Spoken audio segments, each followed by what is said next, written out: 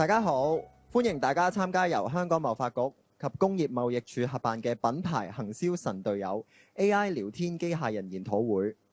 今日我哋好榮幸邀請到以下演講嘉賓同大家分享，分別有亞洲行銷科技協會主席葉文漢博士 Dr. Ken 葉、AsiaBots 聯合創辦人及行政總裁岑朝輝先生阿 Chris， 以及數據素養協會創會主席湛家陽博士 Dr. Trump。首先，我哋有請葉文漢博士 Dr. Ken 為我哋分享，有請。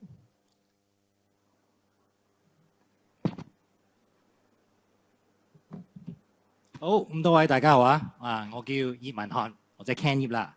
咁首先都多謝大會啦 ，HKTDC 啦，能邀請我啦。咁今日可以同大家分享呢個咁有趣嘅 topic 啦，就係有關 AI chatbot， 即係 AI 聊天機械人呢個話題嘅。尤其是喺品牌啦同埋營銷啦，即係 sales and marketing 啦呢方面，我會做啲分享嘅。咁尤其是點解啊 AI 聊天機械人咧可以成為我哋嘅神隊友咁勁咧？但係我今日咧有少少自知之明嘅。咁如果你話神隊友咧，就一定唔會係我啦。反而咧我唔想，亦都唔想失位另外兩位嘉賓 panel 嘅 expert 啦。我淨係希望自己唔好做一個豬隊友啫。好，咁今日講翻個題目先啦。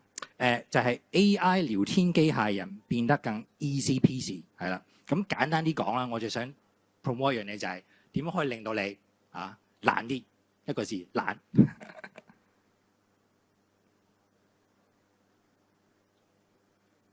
係啦，咁過去呢半年啦，咁自從有 ChatGPT 好多啲 AIGC Generative AI 呢啲 tools 出現咗之後咧，咁其實都普及化㗎啦。就算而家大家去唔同嘅 event 場合甚至乎今年咧選港姐TVB 咧都用咗一啲類似呢啲咁樣嘅 AI 嘅東西去幫助㗎啦。咁基本上而家可以懶到咧，連請一個 MC 都可以慳翻，甚至乎連而家做自我介紹咧都可以唔使自己做，好似我而家咁。Hello, I'm Ken IP, Chairman of the Asia Martech Society, and I'm excited to share with you the latest trends in AI. As an expert in the field of artificial intelligence, I will provide insights and knowledge on the latest developments and advancements in this exciting and rapidly evolving field. Join us to learn more about the current state and future direction of AI. 好啦，咁既然我咁懶咧，所以今日咧我又唔會同大家講任何關於點解要用 AI chatbot 呢樣嘢，即係 AI chatbot 有啲咩好處例如點樣可以幫你24小時24/7做嘢啦，點樣可以幫你譬如 automate 啲 workflow 點樣幫你 generate leads 吸客或者甚至有啲咩新嘅 plug-in 有啲咩正可以推介咧？咁呢啲咧我懶諗住留翻俾另外兩位 expert 咧去做啲介紹啦。咁同埋 no offence 其實今日嚟得呢度嘅咧，如果仲未知道 AI chatbot 有幾重要，有啲咩好處嘅咧，咁其實可能未必 in the right crowd 嘅唔好意思咁同埋我想講少少香港啦，尤其是自從有咗 POE 之後咁基本上咧一個普通人連我70幾歲嘅阿爸媽咧都話而家自己用 AI 㗎啦，好識用 AI 嘅。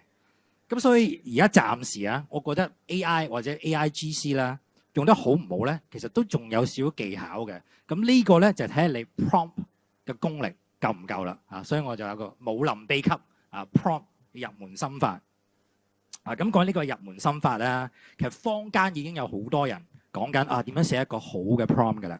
咁而家我都 show 緊呢個其中一個例子啦，好簡單，佢叫咩 CTICR 呢個有一個武功嚟嘅。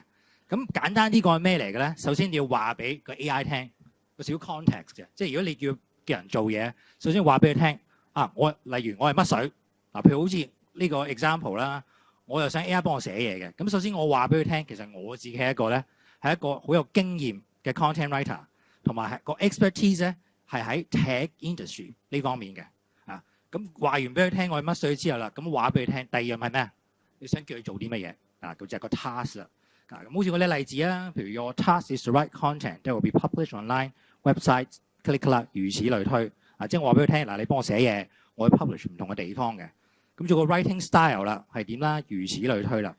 咁你講完個 task 之後咧都唔夠嘅喎，你要話俾佢聽，其實我要做啲咩先係啦。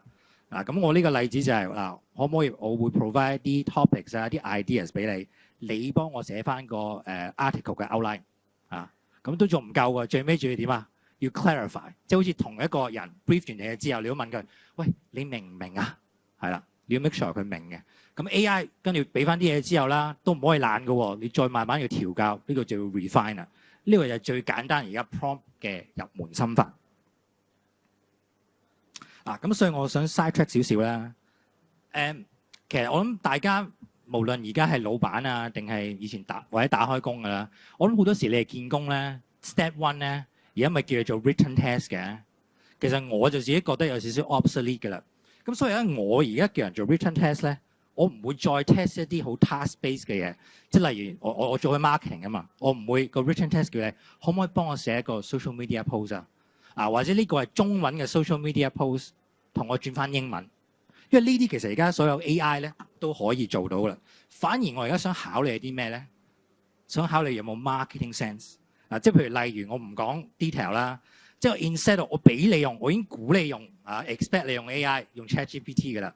我係考慮就會嗱，你而家嚟我公司 interview 啊嘛，睇下我哋公司嘅 website， 你可以抽任何我哋 website 其中一個 element 乜嘢 product 或者啲咩好，可唔可以 come up 一啲好 interesting 嘅嘢，可以 wow 到 capture 到 awareness 嘅，用任何方法都得咁最重要其實我已經估埋，我已經 expect 你用埋 AI 㗎啦。最好你話埋俾我聽，你點樣叫個 AI 幫你做呢件事，同埋點樣更正佢呢個就係最重要。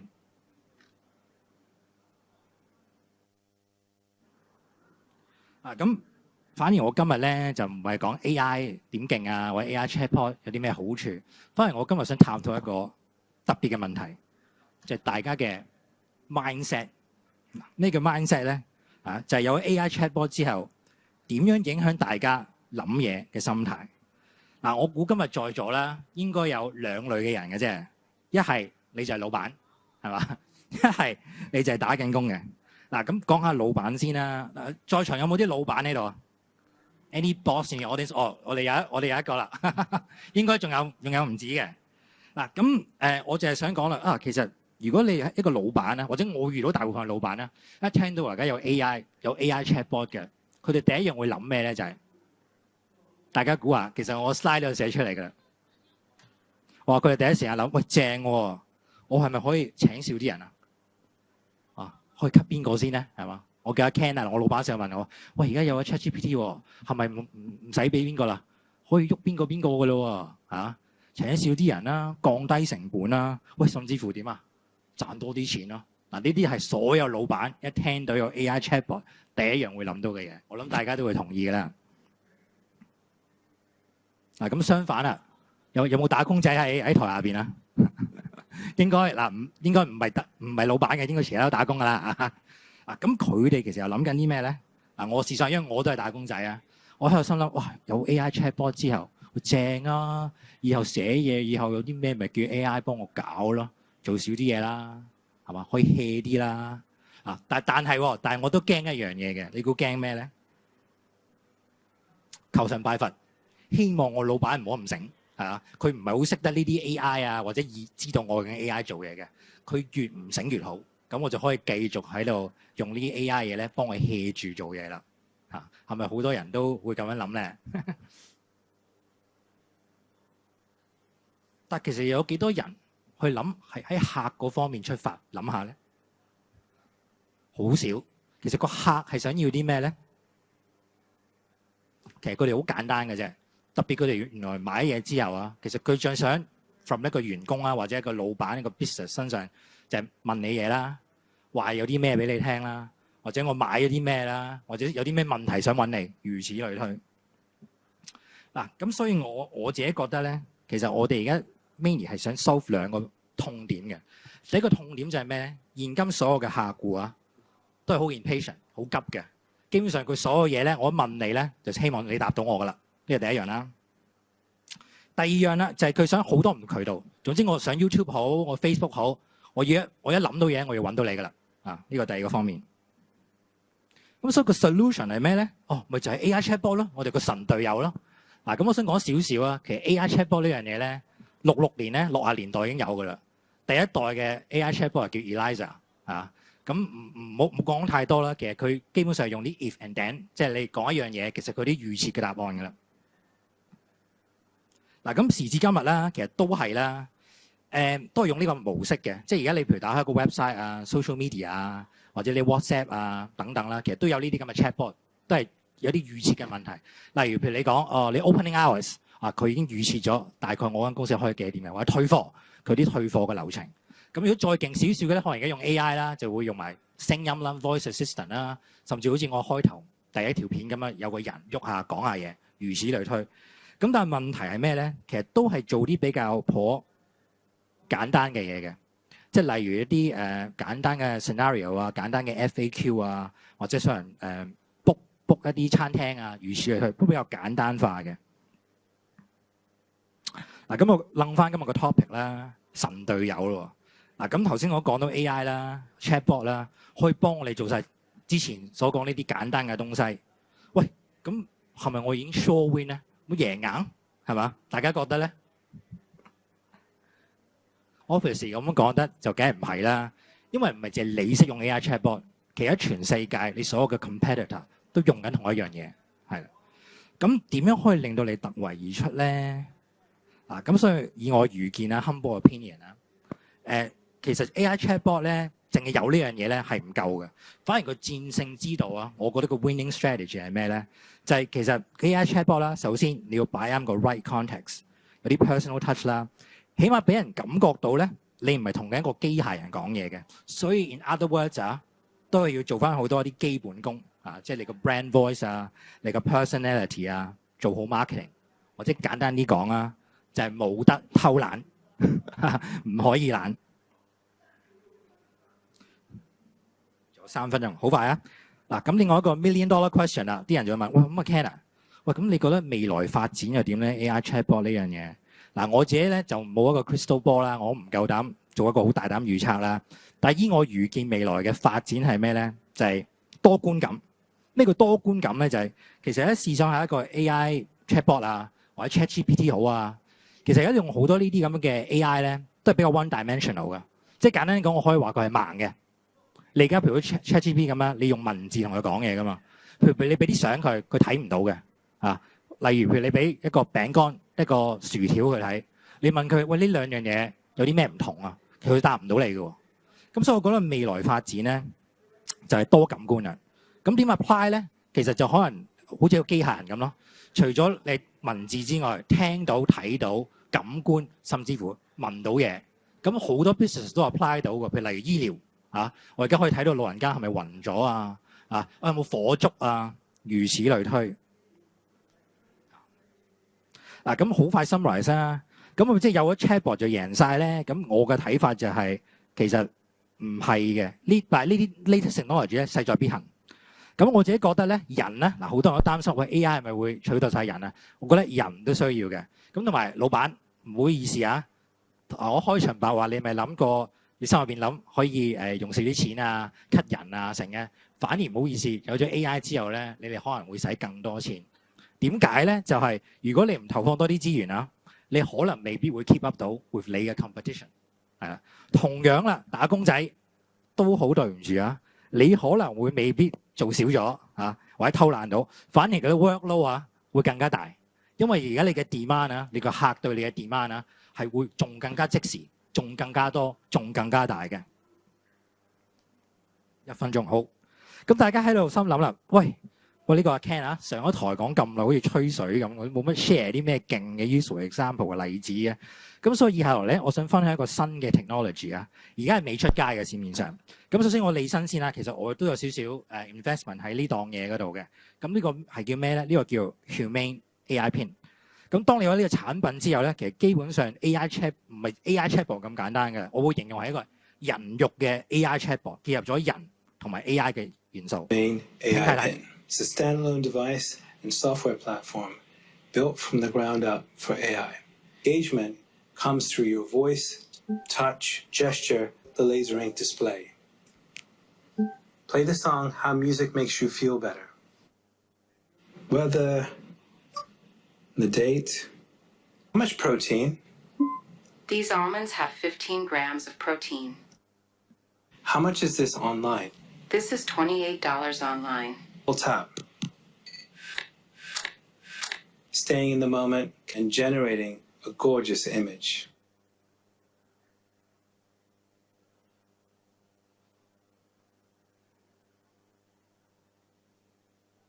This device is about to replace your phone. A company by the name of Humane just launched their brand new device called AI Pin. Unlike the phone you're using right now, it technically has no screen or buttons and is activated by your voice, touch, gestures, or this laser ink display that projects into the palm of your hand. It's exclusively AI based and doesn't run apps in the traditional sense. Instead, the AI scours the web for information while also making use of notes and info that you input throughout the day or have entered in the past. It also has a smart camera that's able to analyze objects in real time, so the possibilities seem pretty much endless. While the AI Pin starts at just $6.99, it also requires a subscription of $24 a month.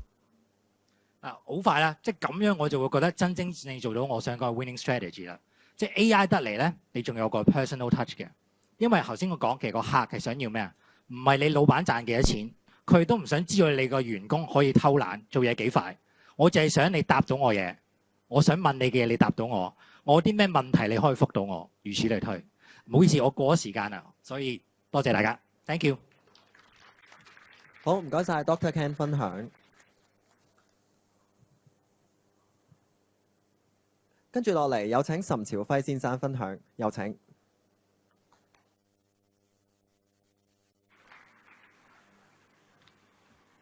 Hello, testing 1 2 3。好，咁介紹下啦。咁就我今日有啲唔舒服嘅，其實應該就好似阿 Ken 咁樣咧，用個虛擬人咧去代我去 present。咁盡量咧，我可能會講慢少少啊。咁介紹下我哋公司先啦。咁我哋公司咧係一間人工智能公司啦。咁喺香港做咗好多年，咁6至7年嘅啦已經係。咁我哋咧係好早就開發自己嘅系統啊 NLP 啊。咁多謝即係 ChatGPT 嘅出現啦。而家好多人就揾我哋去做啦。咁大家睇到呢個都虛擬人啦 generate 嘅啦嚇。咁我哋比較一啲 futuristic 嘅嚇。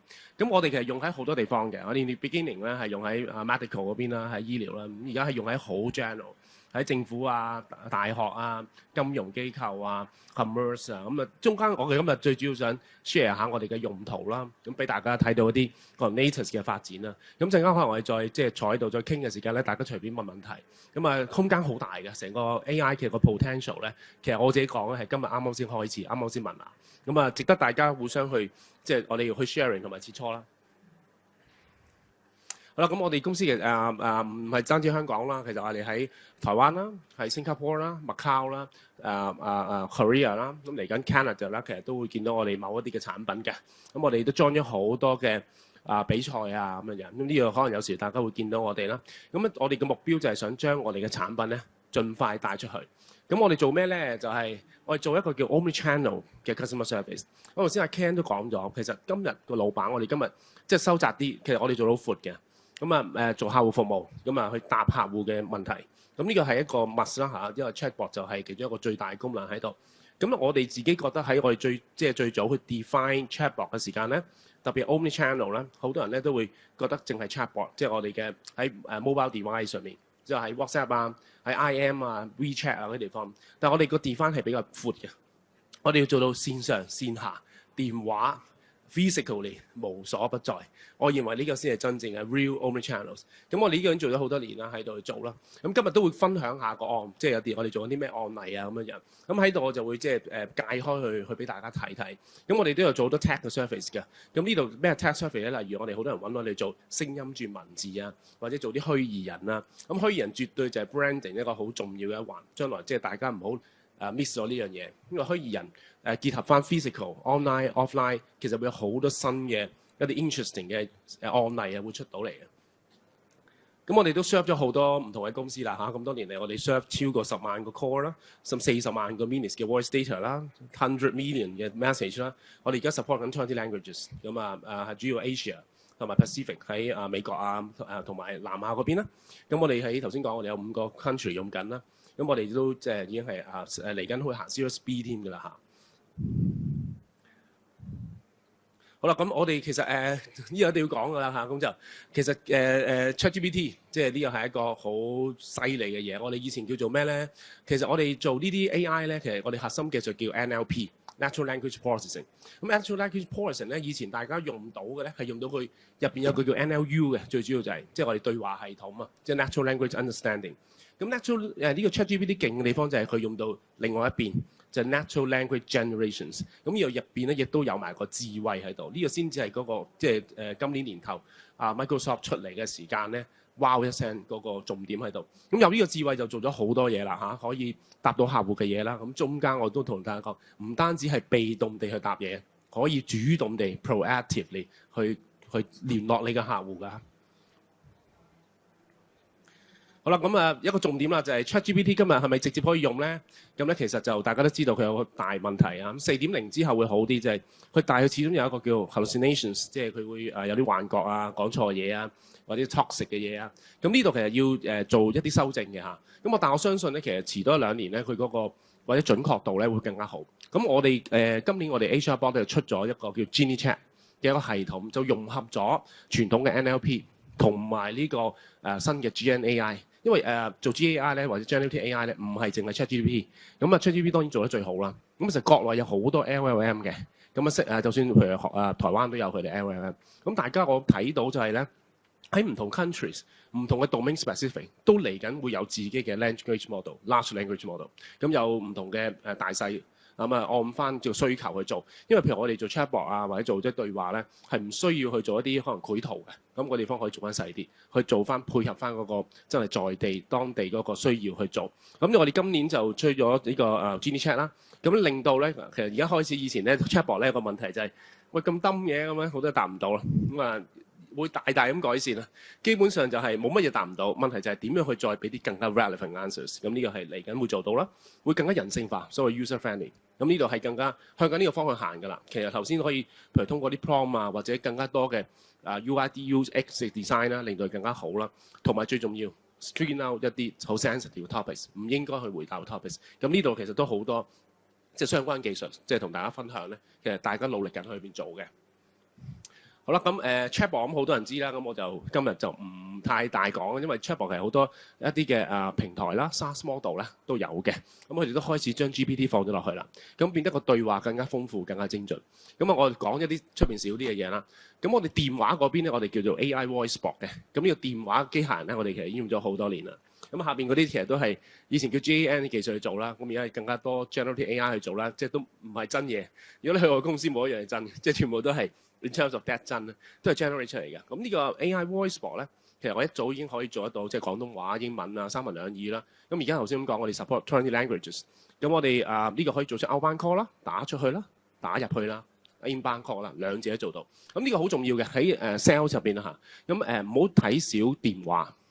因為 Chatbot 嗰個數據咧，大家睇到其實仍然有超過50% 嘅 service 都係通過 call 嘅電話，因為佢快、精準，同埋佢入咗啲 organic 嘅嘢，人係仲係好需要用電話。就算我啱啱去韓國翻嚟咧，其實佢哋都係想要電話去處理一啲 urgent 嘅嘢，或者行銷上面咧電話唔好貨嘅。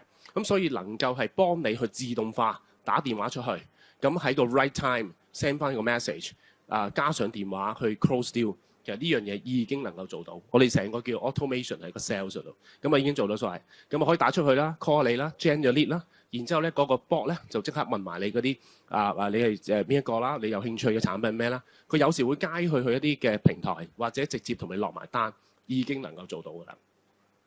咁俾個好快嘅 PV 俾大家睇睇，咁呢個係我哋一個產品嚟嘅，係一個 SaaS model，咁大家可以上去睇睇嘅。Can you imagine that artificial intelligence could be your phone assistant? Training your staff to handle the inbound call inquiries is costly and it's difficult to standardize service quality. AsiaBots is serving you a brand new voice, the VoiceBot. VoiceBot developed by AsiaBots could handle both inbound and outbound calls. With its standardized but also personalized script, the VoiceBot could help you to pick up inbound hotline calls to handle the repetitive inquiries for you, pre-sales lead generation call, warm reminder, or any kinds of call that you can imagine. If you are tired of the IVRS system, Simply talk to our voice bot and she will lead you right to the flow that you are looking for. And of course, it works 24/7, and it digitalizes your calls to integrate with other platforms. AsiaBot's voice bot is a no-code service that even a muggle can master. With a user-friendly panel, you can manage the voice bot whenever and wherever you are. Call status. Adding a new campaign is all at one site.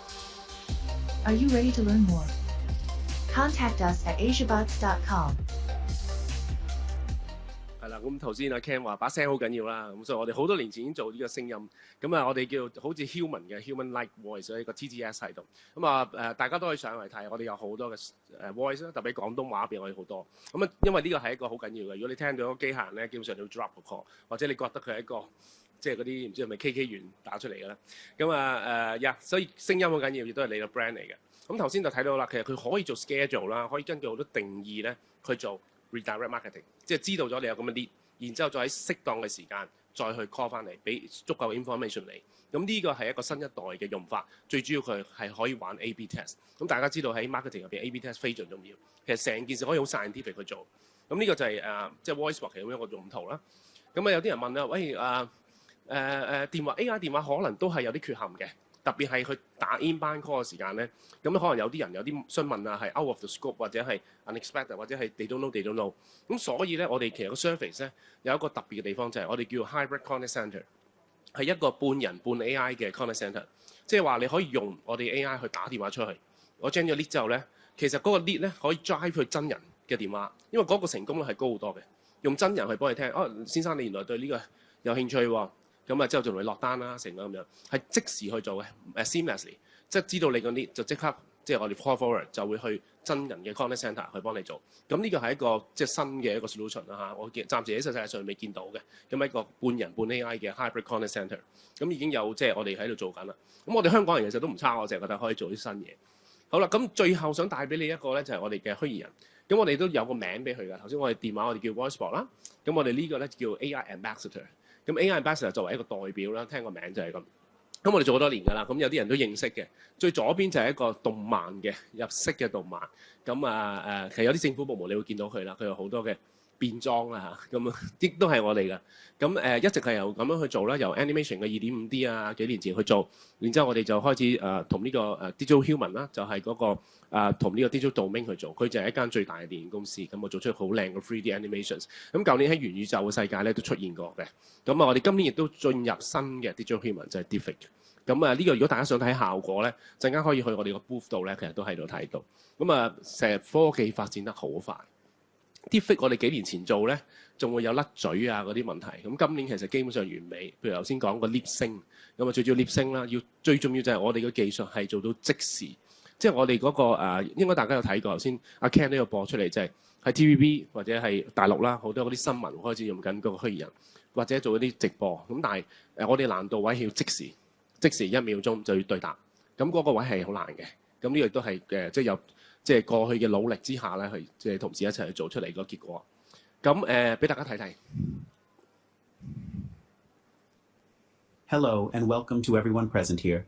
On today's special occasion, I am very excited to present a speech on physical fitness. Before I begin, I would like each one of you to take a moment and ask yourself, what does health and fitness mean to you? And do you consider yourself to be fit? I am sure all of you must have unique answers of your own. As such, in this speech on fitness, I would like to provide a general as well as personal insight about what it means to be healthy and fit. 嗱，呢個就係我其中一個海外嘅一個即係有個 order 啦，就係要介紹佢哋嗰個即係運動嘅。咁佢啱啱頭先都有個客問我可唔可以做到，其實完全可以做到。佢直情可以就係即係做咗你嗰個 sales， 去教你點樣做運動啦，點樣去叫你參加多啲嘅課程啊咁樣。其實已經做到㗎啦，已經喺度㗎啦。咁而家我哋要做嘅就係再深化佢啦，令到佢更加好用。咁頭先睇到係咪好係咪好完美咧？咁我可以講係過咗恐怖谷，因為做呢啲 digital human 咧有個難度位就係咧越接近真人，其實佢有個叫恐怖谷嘅。咁嗰度你個像真度要接近90幾% 以上咧，睇上嚟咧先至唔會覺得哇好怪異咁樣。咁呢個一定要過咗先得。咁頭先 lip sync 啊或者嗰啲面部嘅deepfake嘅表情啊要做得好。咁用緊啦已經係咁過去嘅practice 啦，我哋其實有好多唔同嘅地方啦。咁可以做即係答你問題啦，亦都可以主動咁樣答你一啲嘅 questions。咁嚟緊會有更加多嘅即係 adoptions。咁呢個就好想即係而家在下邊有咁多朋友喺度啦。喂，諗到一啲新嘅 idea， 我哋可以一齊咧去即係參考下，去一齊去 explore 啲新嘅技術，一啲新嘅用途。咁用嘅地方可以好多嘅，因為基本上佢係虛擬人，佢基本上就好似一個即係一個人，可能打個8折啦咁啦。咁可以用喺好多唔同嘅場景。好，咁當然樣靚好緊要。今日講嗰個大家即係中意左邊定右邊咧嚇，唔使問咯，唔使話俾我聽㗎。咁就樣靚好重要嘅嚇，特別係我哋做品牌頭先即係切換翻個題材啦。咁虛擬人嘅重要就真係你哋公司嘅 spokesperson。咁呢度係 spokesperson 嘅形象啊，以前要去請一啲咁嘅 qualify 嘅一啲嘅朋友去即係明星或者去做咧，有好多擔憂嘅地方。喂，特別係Korea 啦，啱啱過去就話，喂，可能培養咗好耐嘅明星啊，佢可能因為其他嘅私事令到即係好多嘅一啲嘅唔能夠延續落去啦咁。咁虛擬人絕對係冇咗呢個 risk。咁而且佢嘅變化好大。咁我相信咧之後有好多虛擬人就會出現。咁呢度其中一啲新嘅虛擬人啦。唔同嘅角色啊，佢嗰啲呢個係講緊佢衣着嘅，其實可以換衫啊咁，其實好多地方可以用。咁除咗虛擬人之外咧，咁就其實有時見到一啲嘅聲音嘅 product 啊，或者新嘅用法咧，呢度咧佢哋我都想大家即係分享下。咁呢度啱啱咧就喺台灣呢一間好大嘅連鎖店喺 retail 嗰度，咁用一個對話嘅形式去賣紅酒，咁俾大家參考下一個幾得意嘅adoptions。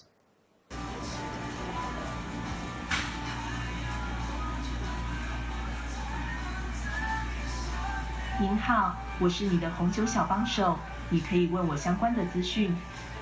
当然，我也可以根据你的加好推荐适合你的品项。还在等什么？现在对我说出，帮我推荐一下，跟我互动，还有机会拿到优惠券哦。帮我推荐一下。旅程开始，你走在一条隧道内，出隧道后你会看到什么呢？普通小木屋、精致别墅，还是华丽城堡？华丽城堡。仔细看到眼前的景象，这户人家的前院会种满什么？五颜六色的花园，一望无际的葡萄园，还是各式各样的水果？是各式各样的水果。他们想要约你跟他们一同用餐，你觉得他们会准备什么料理呢？精美面包、甜点、家常料理、烧烤，还是西式排餐？西式排餐。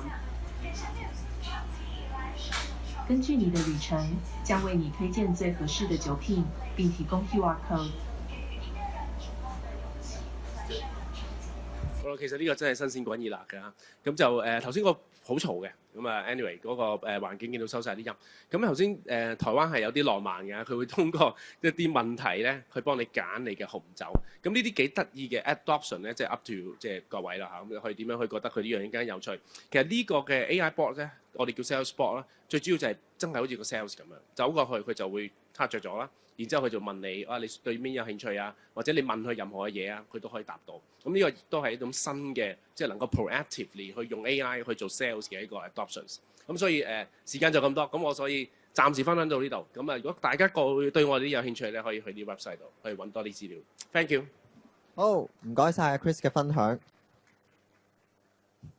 跟住落嚟，我哋有請湛家陽博士分享，有請。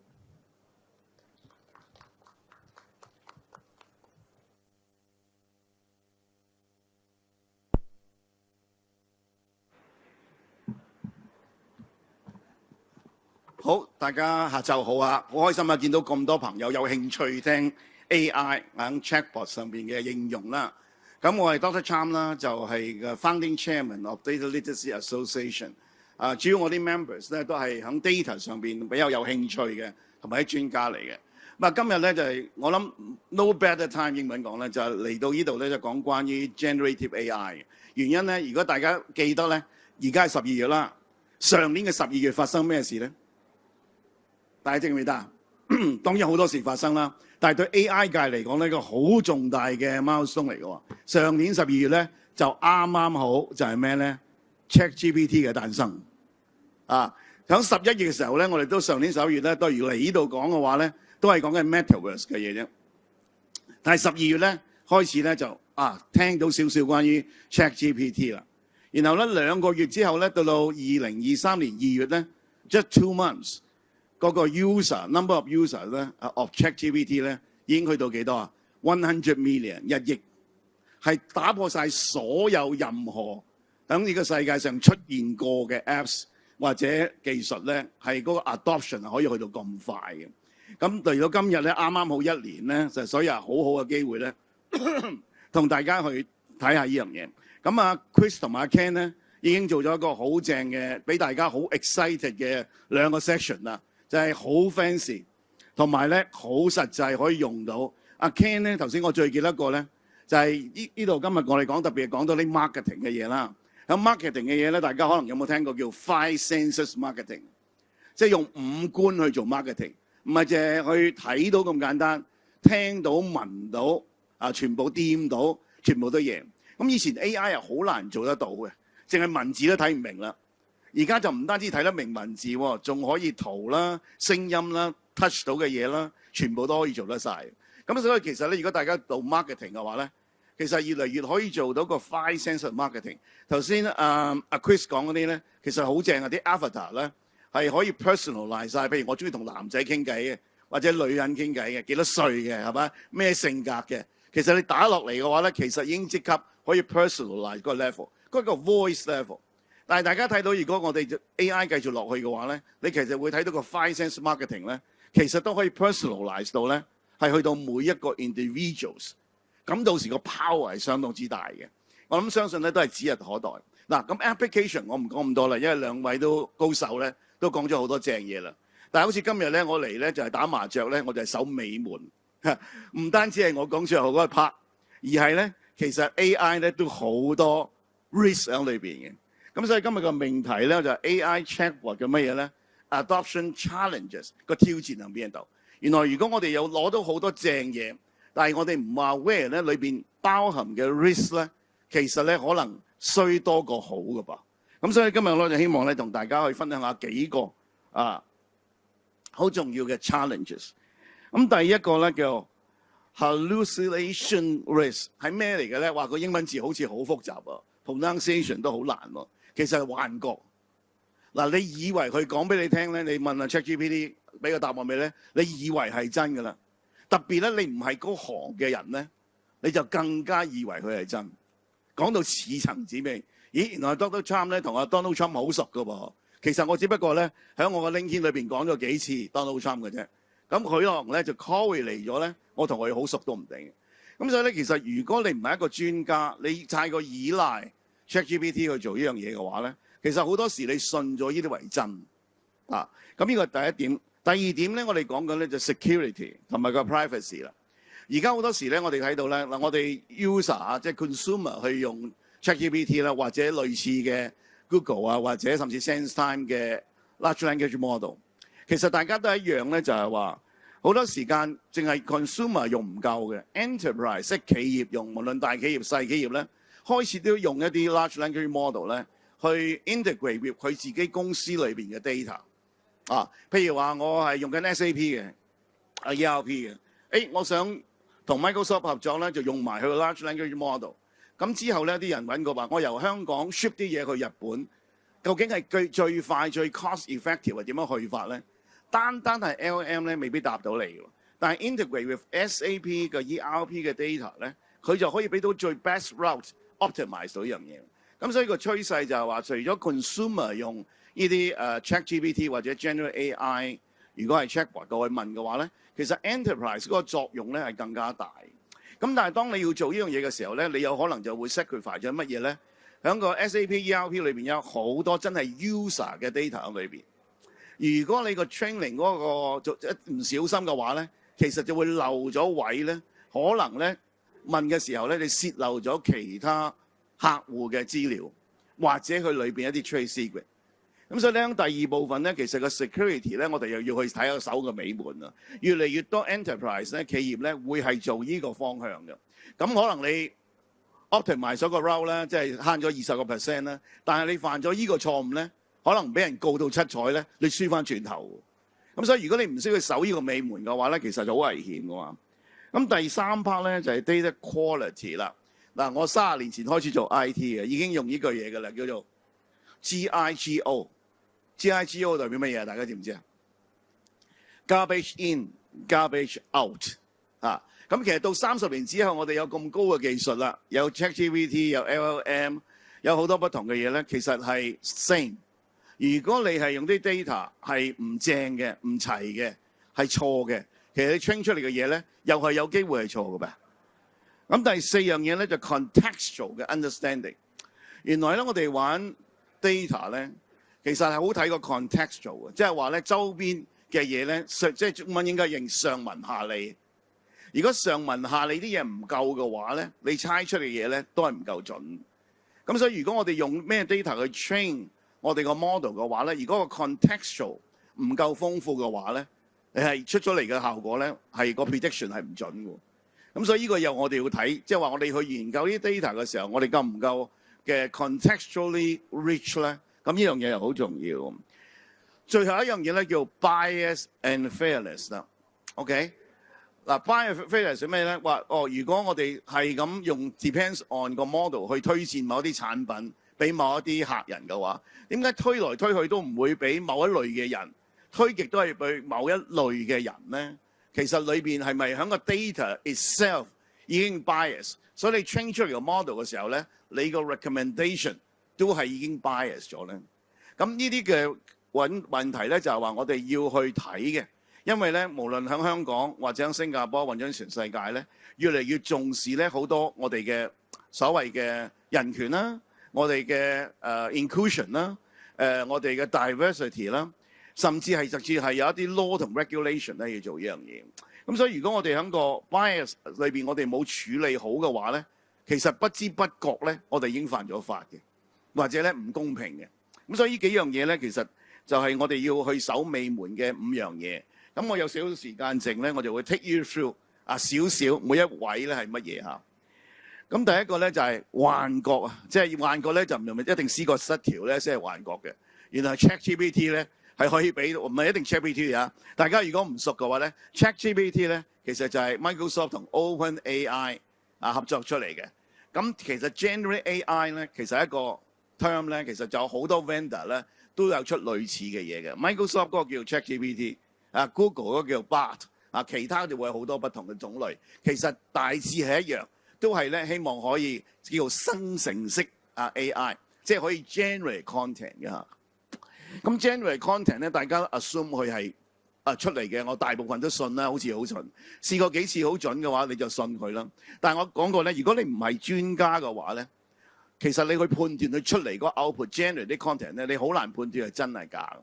咁所以咧呢樣嘢咧，我哋就好容易會有一個幻覺咧，就信佢以為係真咧，咁就死㗎啦嚇。咁所以點解我哋要 train 大家做呢個 prompt engineering 咧？點樣識去問 ChatGPT 咧？原來就係話你如果問得唔啱、唔夠 critical 嘅話咧，你信咗佢嗰啲嘢嘅話咧就大劑。所以咧，頭先我哋要講個 topic 就係會唔會人類已經冇嘢做咧？咁又未必喎。因為咧佢幫咗你好多，但係咧你亦都需要人咧喺裏邊去點樣去發問。你問嘅時候夠唔夠 critical？ 你收到個答案嗰時候，你夠唔夠 critical thinking？ 所以其實喺人類嚟講咧，我哋睇緊咧，其實仲有好大嘅 value。如果你識用呢樣嘢嘅咧，叫 human machine collaboration， 人類同埋機器嘅合作。你用得好嘅話咧，將啲好 tedious 過用好多時間嘅嘢咧，讓佢做。但係你集中火力咧，就係話咩咧？你好 critically 可以 think 究竟佢 input output 係啲乜嘢？第二咧就係話你能唔能夠好有效去分析出嚟嘅嘢，同埋你 present 出嚟嘅嘢係俾其他人去 convince 對方。咁所以呢啲咧都係我哋睇到嘅嘢。咁嘅 on statistic 咧 ，ChatGPT 咧係 around 15個20% 咧啲嘢係錯嘅。咁所以咧，如果你係all fall into 呢個 area 嘅話咧，你好大劑嘅。特別咧 again， 特別你如果係冇嗰個 domain knowledge 嘅話咧，你錯嘅機會仲大，因為你唔識點問，唔識佢點判斷啊。咁一個例子咧就係話，如果你係telco 啊，即係電信啊，你問一個 data plan， 究竟佢答嘅答案出嚟個 pricing 啊係啱唔啱咧？如果錯咗嘅話咧，你會 call 錯咗價嘅話咧，就會影響到客戶好多嘢啊。咁啊，我跳去第二個啦 ，security。大家都知道 security 好重要啦，大家都知道香港都最近都好 hot 呢個 topic 啊。咁其實喺 ChatGPT 裏邊嘅 security 都係好重要。原因咧就係話我哋頭先講過啦，好多我哋去 train 呢個客戶嘅呢個 model 嘅時候咧，特別喺企業上面用咧，我哋係會用自己嘅 data。頭先講 SAP 啲 ERP 嘅 data 裏邊，其實包含咗好多客戶嘅數據裏邊嘅，同埋客戶裏邊一啲 trade secret 喺裏邊。咁如果我哋 train 個 model 嗰時候用嘅時候，無論你 internal 用 external 用咧，你都會被將一啲好唔應該講嘅、唔應該知嘅呢啲秘密咧，係會出咗街。咁所以呢個咧亦都係我哋要去做呢樣嘢。咁呢個 damage 係相當之大嘅，即係又係一樣啦，即係會泄漏咗呢啲資料嘅話咧，會俾人告啦，會影響到大家好多即係同客戶嗰個關係啦，同埋你公司嘅名聲咁樣。咁第三樣嘢我哋睇嘅咧就係個 quality， 頭先 garbage in garbage out 啦。咁我哋要係用好大量嘅 data 啦 ，LLM 咧就大部分係用街外嘅 data 去 train 嘅，即係話 internet 嘅 data 啦，好多嘅 text 嘅 data 啦，好多annual report 啊 document 嘅 data 啦，去 train 呢樣嘢。咁 AI 嘅技術係做得到嘅。當你喺公司裏邊用嗰時候，你會用咗自己嘅 data。咁啊，自己嘅 data 咧，你嗰個 quality 就成一個大問題咯。如果你 integrate 落去嗰啲 data 好多 missing data 好多錯嘅 data 咧，當然你 train 出嚟嘅嘢。你答嘅問題對唔對，或者個 prediction 對唔對嘅話咧，一定係會有問號喺裏邊。OK， 頭先講到第四樣咧 contextual， 即係話咧，其實你睇到個圖咧，其實冥冥中咧，所有啲 data points 咧係 around 全個世界，無論 LM 啦，抑或你要 integrate 自己嘅 data 入去咧，其實所有嘢都係 under 個 contextual。如果你唔係 contextual 嘅話咧，一個 CAT 嘅字咧，可以係貓，亦都可以係 category。如果你唔知個 context 嘅話咧，你其實會搞錯咗究竟佢 mean 乜嘢。咁就係你再放大啲咧，其實所有喺 ChatGPT 裏邊嘅嘢或者 LM 裏邊嘢咧，都係 contextual 嘅。如果 contextual 唔夠豐富嘅話咧，佢就估錯，佢會估錯。咁所以咧，呢樣嘢我哋會睇翻個 contextual 呢樣嘢咧。當我哋要 train 呢個 model 嘅時候，我哋 contextual 夠唔夠 rich？ 如果唔係咧，亦都有問題。結果嘅答案呢個 prediction 一定唔會準嘅嚇。OK， 咁啊。bias 啦，頭先啦，其實 bias 你簡單，哇，咪性別嘅男女咯，咪 bias 咯 ，ages 咪 bias 咯，係嘛？其實咧喺個 data 嘅世界咧，個 bias 唔止係咁簡單。而家睇到個圖上面咧，有3個種類嘅 bias 嘅 ，algorithm to users，users to data，and data to algorithm。嗱，時間唔夠啦，唔講咁多，但係你會知道咧，其實個 bias 係多方面嘅。咁如果你係個 black box 去 recommend something to your client。即係俾一啲 recommendation 俾你個客戶推呢套，你唔知點解去推，其實你更加唔知裏邊有冇 bias， 咁你係大劑㗎咯，係嘛？咁所以一樣嘢咧，我哋又要去點樣去防呢樣嘢。所以呢度咧亦都係大家會睇到呢樣嘢。咁你越嚟越覺得咧，其實人類個價值係大嘅。我哋而家喺ChatGPT 或者 GenAI 裏邊咧，最流行講嘅嘢咧，除咗 GenAI、ChatGPT 之外咧，仲有4個字。Human in the loop，human in the loop。嗱，如果你未聽過咧，就快啲諗下點解啦。Human in the loop 即係話咧，喺個成個過程，你去 prepare、去 train model、去用、去 fine tune 個 model 嘅時候咧，你一定要有個 human in the loop， 即係人類咧一定要喺成個 loop 裏邊。如果唔係咧，就會出現呢5樣嘢咧，就隨時咧你賺翻嚟都唔夠你蝕。嗱，咁所以咧呢樣嘢咧，我哋會 make sure 你要 understand 同埋。Take it into action 就係 human in the loop 啊，好。咁所以咧，其實點為之 human in the loop 咧？讓我解釋下呢個圖嚇。其實 at the end of the day 咧，我哋都希望成為一個 data-driven enterprise。呢個 end game 嚟嘅，黃色嗰個。但係你要做到一樣嘢咧，係咪淨係技術就足夠咧？見到下層嗰度咧係技術嚟，譬如 data lake 啊、data tech 啊、data science 啊，呢個技術嚟。啊，咁上面老闆就話我要用 AI 喎。咁上面一紮 application 啊，嗱 ESG 啊 AI application 啊，甚至我哋開始講下啲 data governance 啊 AI ethics 嘅嘢。咁但係你諗下，如果間公司裏邊嘅同事佢唔係好似識中文英文一樣，佢唔識 data 嘅，其實咧你好難行到咧個銜接，同埋你有冇個 data culture？ 頭先你判斷啲 data 係咪乾淨啦，裏邊嘅 data 嘅 quality 係點樣啦，係嘛？所有嘅嘢咧，其實我哋 believe 咧 data literacy 咧 is the way to go， 因為咧我哋要democratize 去 empower 每個同事咧係有咁嘅能力嘅 data mindset 同埋 data literacy， 好似今日我哋講英文同埋普通話、廣東話一樣，有咁嘅能力，咁你就可以 handle 到。同啲 technical 嘅同事可以溝通啦，你亦都可以應用到喺上面嘅 application 啦，同埋你有能力去判斷頭先嗰5個所謂 human in the loop 啊。我哋講緊就係 data literacy， 就係話我哋有個 mindset 同 culture 啦，我哋識 data storytelling 啦，我哋有 critical thinking 啦，同埋我哋識做 prompt engineering。嗱，呢個就係我哋講緊點解 human 仲有 value，rather than 淨係 machine。所以未來嗰5年至10年咧，其實我哋要 train 大家頭先嗰幾樣嘢。data literacy 啦 ，critical thinking 啦，data storytelling 啦，同埋 prompt engineering， 呢個就 human side of AI，all right？ 咁所以我哋個 association 咧就係話我哋集中向呢樣嘢啦，就係個 human side of AI。technology 繼續會 improve 嘅，會去到 five sense of marketing。頭先講嗰5角嘅 marketing，AI 越嚟越進步啦。但個 human side 係點樣咧？咁所以我翻呢個 association 咧，就希望幫不同大小企業、個 professional、個 user 咧，能夠做到個 human side of AI。rather than 你驚俾佢淘汰咧 ，rather than 不如咧你就 proactive 去 pick up 啲 human side of AI。頭先講幾樣嘢。咁所以我哋個會咧，其實有好多精兵啦，即係我哋嘅 data 係好多大公司裏邊啲 chief data officer、chief digital officer。但係更重要嘅話咧，係。就有份做，就係咧，我哋有好好嘅 board 啦，就係 advisory board 啦，包括政府前嘅 CIO 啦、OGCIO 啦，包括 Astrid 嘅前 CEO 啦，而家 Ant Group 嘅CEO 啦，種種類類嚇。所以我哋希望咧能夠集思廣益咧，通過不同嘅exercise、不同嘅 site visit。我琴日去咗李彥峰，就睇下李彥峰佢哋點樣用 data。之前我哋去 Macau， 之前我哋講 ESG data 點樣用，種種類類嘅方法咧，希望令到大家咧能夠做好個 human side of AI。OK， 呢個就係我哋想做嘅嘢。咁如果想知多啲嘅，當然可以去呢個 QR code 睇翻啦。我歡迎你 become a part of us。呢個就係我想今日分享嘅嘢。唔該晒 ，thank you。好，唔該晒 Dr. Cham， 請留步啊。咁接住落嚟咧就係 Q&A 嘅問答環節。咁而家咧我哋有請 Dr. Ken 同埋 Chris 咧一同去到台上咧就進行問答環節嘅，有請3位。咁與此同時咧，大家咧亦都可以 scan 翻熒幕上面嘅 QR code 啦，選擇翻 B2 去提交問題嘅。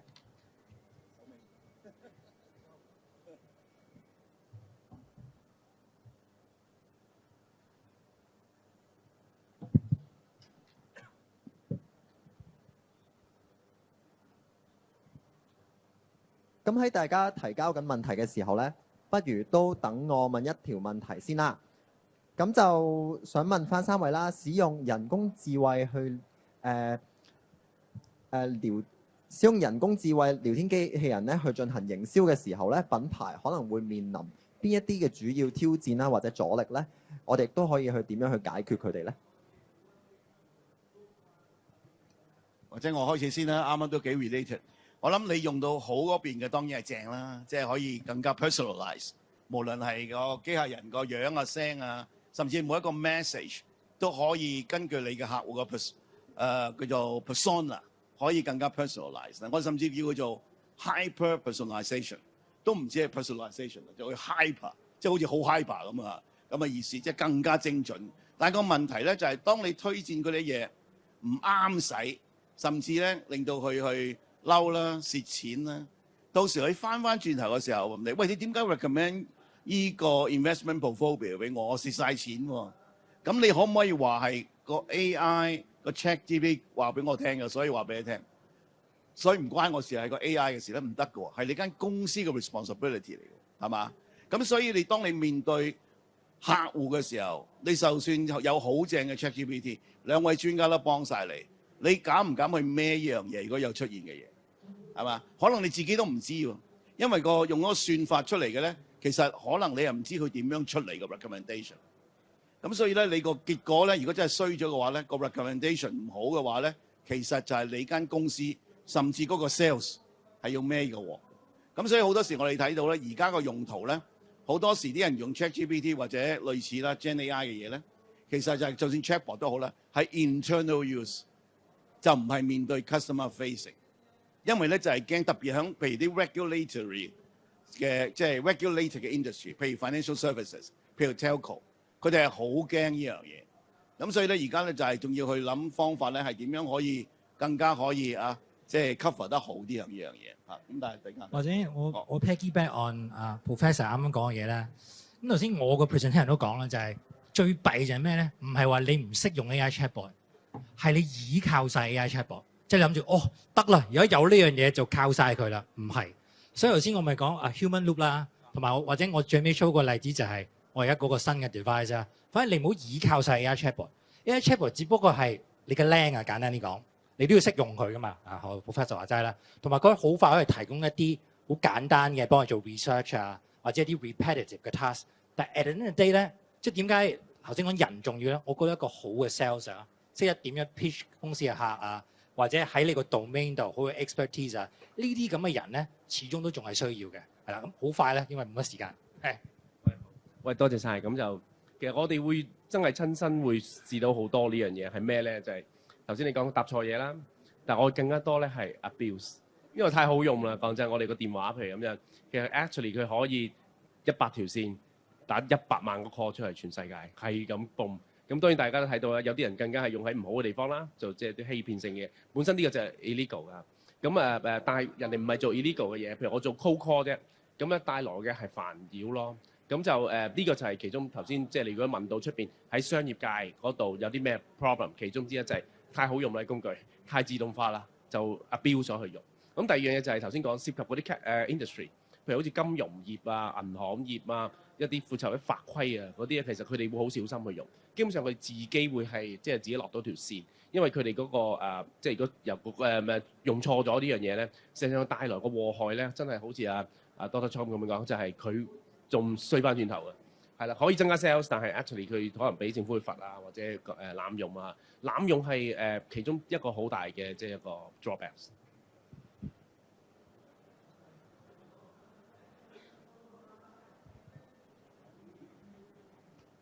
好，唔該晒3位。咁因為時間關係咧，咁都好多謝咁多位嘉賓今日咁豐富嘅內容啦。咁相信我哋嘅觀眾都一定獲益良多嘅。咁而家有請3位講者咧去到台前咧，咁我哋影張大合照。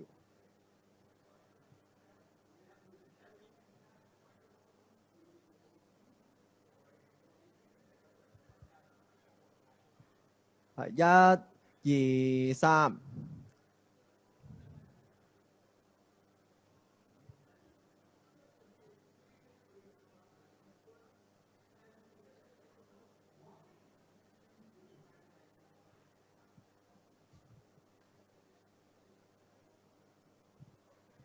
好，唔該晒3位。咁請三位咧到台下就座先。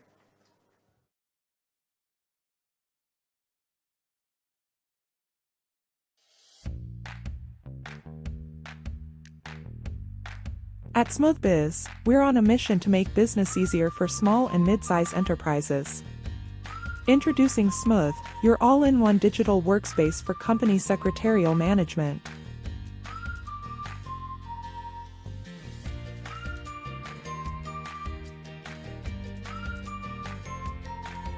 And now, meet Smooth ESG, your AI intelligence tool for ESG readiness. Navigate the complexities of environmental, social, and governance factors with ease. Join SmoothBiz for a seamless journey to growth. Visit our website to explore Smooth and Smooth ESG today.